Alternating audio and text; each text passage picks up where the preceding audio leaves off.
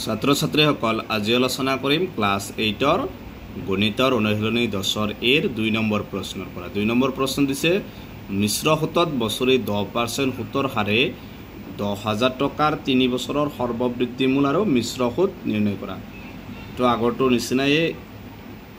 এবাৰ 3 বছৰ ওলাব লাগে আগৰটো তোলাইছিল 2 বছৰ এবাৰ 3 বছৰৰ ওলাব লাগিব ঠিক আছে চাবা তে দিয়া আছে প্ৰথম বছৰৰ সুত প্ৰথম বছৰৰ মূলধন প্ৰথম বছৰৰ মূলধন কিমান দিয়া আছে 10000 টকা এতিয়া প্ৰথম বছৰৰ সুতটো ওলাই লব প্ৰথম বছৰৰ সুত কিমান হ'ব 10000 টকাৰ কিমান পাৰ্সেন্ট এইটো তো 10% আগৰটো নিছিলে পাৰ্সেন্ট থাকিলে তলত কিমান হ'ব 100 শূন্য কেনসেল শূন্য কেনসেল কিমান থাকিল 1000 টকা প্ৰথম বছৰত কিমান টকা সুত পাব তেও 1000 টকা সুত পাব এতেকে প্ৰথম বছৰৰ অন্তত সৰ্ববৃদ্ধি মূল ওলাব লাগিব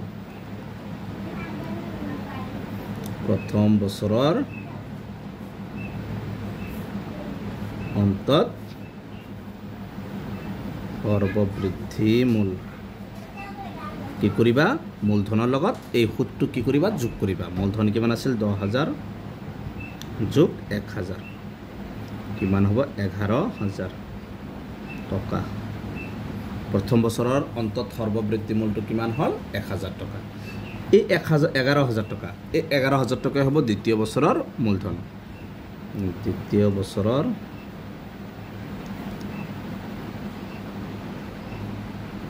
মূলধন হ'ব কিমান 11000 টকা এতেকে দ্বিতীয় বছৰৰ সুতটো ওলাই লব এবাৰ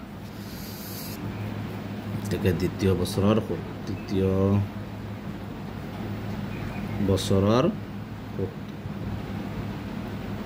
এইবাৰ 11000 টকাৰ কি হ'ব 11000 টকাৰ 10% পাৰ্সেন্ট থাকিলে তলত কিমান হ'ব 100 শূন্য দুটা শূন্য কেনসেল ইয়াৰ দুটা শূন্য কেনসেল 11 গুণ 11 ইয়াত এটা শূন্য ইফালে এটা শূন্য এইবাৰ কিমান টকা সুদত পাব 1100 টকা সুদত পাব আগত পাইছিল 1000 টকা এবাৰ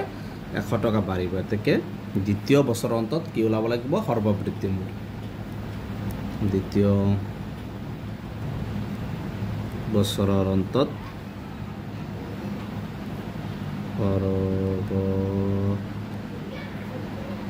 সৰ্ববৃদ্ধি মূল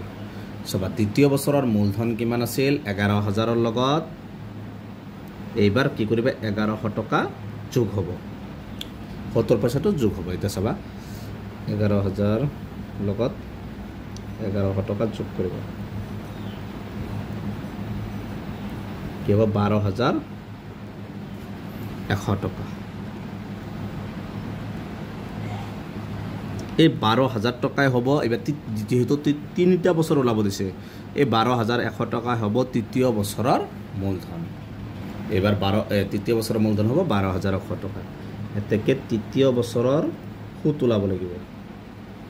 সুত হ'ব 12100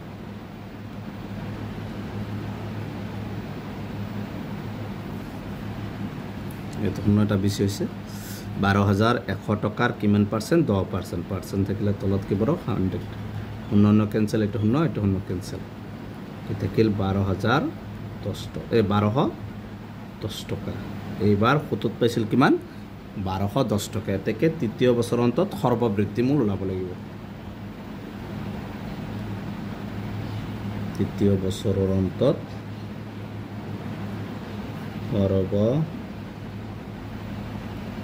বৃদ্ধি মূল কিমান হ'ব তৃতীয় বছৰৰ মূলধন আছিল 12100 টকা যোগ সুতত কিমান পাইছে 1210 টকা এখানে যোগ কৰি দিয়া কিমান 1210 টকা 013 কিমান হ'ব 13310 টকা 13310 টকা এইটো এখিনি হ'ব 3 বছৰৰ অন্তত সৰ্ববৃদ্ধি মূল বাঢ়ি কিমান হ'ব 10000 পৰা 13310 টকা হ'ব এতিয়া সৰ্ববৃদ্ধি মূল ক্লিয়াৰ এবাৰ কি বাকি আছে মিশ্ৰ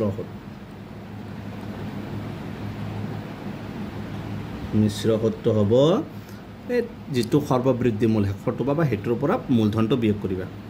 13,310 পৰা মূলধন আছিল কিমান 10,000 টকা